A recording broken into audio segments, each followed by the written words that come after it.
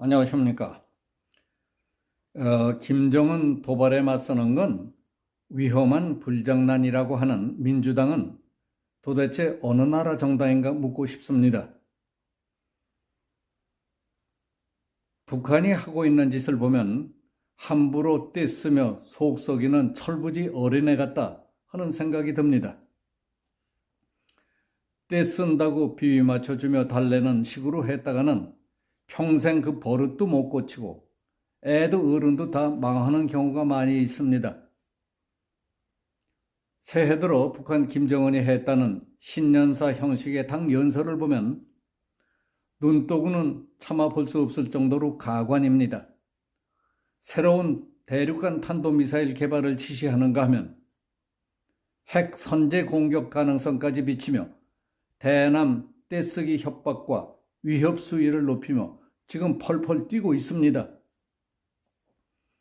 북한 측의 드론 침투 도발 이후 윤석열 대통령이 북한 무인기의 우리 영공 침범에 대해 확고한 응징과 보복만이 도발을 억제할 수 있다. 도발을 일삼는 자들에게 분명한 메시지를 주라 하고 지시한 뒤 우리 군이 즉각 무인기 2대를 북한으로 침투시켜 주요 군사시설을 선명하게 찍어 공개했습니다. 그리고 정찰 작전 활동까지 벌이자 기절초풍하고 예민해진 저들은 신경질적으로 나온 것으로 보입니다. 북한은 우리 무인기가 북한 상공을 휘젓고 다니며 사진 촬영을 한 것도 까맣게 모르고 있었던 겁니다. 그리고 나중에야 그런 사실을 알고 북한군 서열 1위인 박정천을 즉각 해임시키는 등 대내외적으로 지금 생난리를 치고 있습니다. 그도 그럴 것이 윤석열 대통령이 하는 것을 보니 문재인과는 전혀 딴판이라는 것을 알고 나서야 크게 당황해서 지금 평상심을 잃은 것이라고 볼 수 있겠습니다. 아무리 콧대를 세워봤자 먹히지도 않고 떼를 쓰며 공갈을 쳐봤자 겁을 먹거나 고분고분해지는 것이 아니라 오히려 강경 일변도로 나오다니 저들이 당황할 수밖에 없었을 겁니다. 국방백서에 북한을 주적이라고 고치질 않나. 위장평화로는 안보를 지킬 수 없다.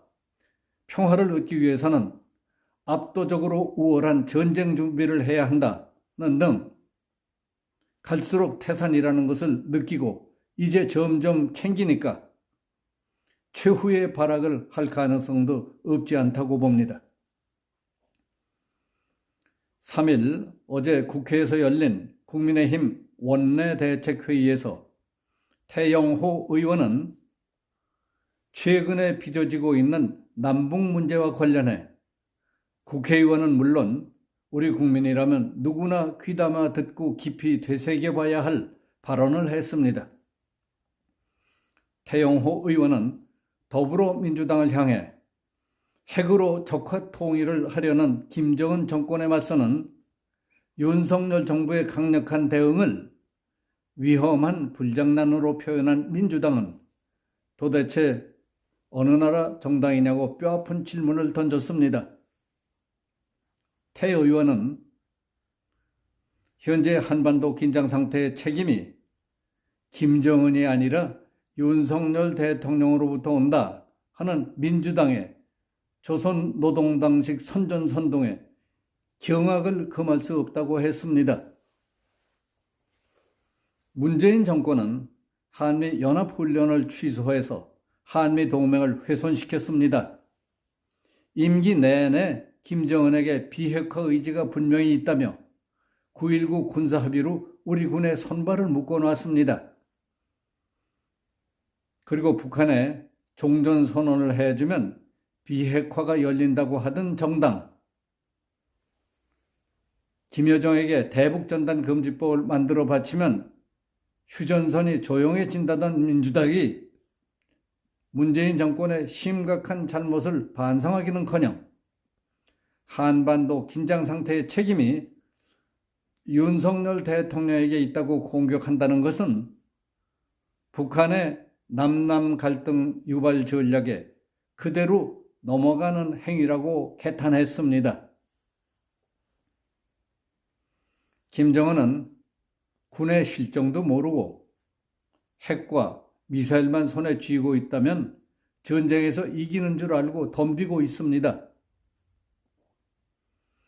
이러한 김정은에게 윤석열 정부는 철저한 비례 대응 전략으로 북한군이 전쟁 수행 능력이 없음을 여실히 증명해 보여 평화를 유지하고 있습니다.